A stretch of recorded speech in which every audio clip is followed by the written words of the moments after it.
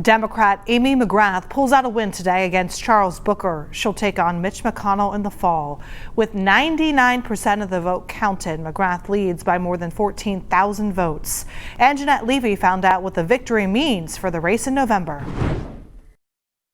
Establishment-backed candidate Amy McGrath won by a slim margin. McGrath's frontrunner status was called into question in the week leading up to Election Day, as State Representative Charles Booker surged in the polls. The Black Lives Matter movement really had an effect on our election here, specifically with the fact that Representative Booker was able to really seize on that momentum because he's a black man himself.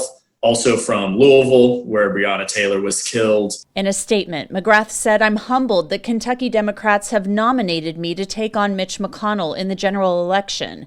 There is no doubt that Charles tapped into and amplified the energy and anger of so many who are fed up with the status quo and are rightfully demanding long overdue action and accountability from our government and institutions." The primary election in Kentucky was much different this year because of the pandemic. Absentee voting by mail was allowed along with 1 day of early voting. But political experts say November will be a completely different ballgame. You know, it's a pretty serious mountain to climb to beat the McConnell campaign. Northern Kentucky University political science professor Ryan Salzman says McGrath, who's from Northern Kentucky, may be able to make some inroads in that area. However, it's going to be very difficult for her to beat Senator McConnell if she doesn't win Kenton County and Campbell County and lose Boone County surprisingly closely.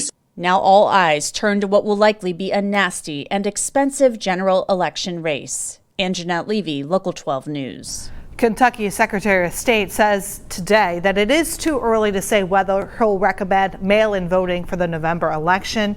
He expects to have a recommendation out by Labor Day.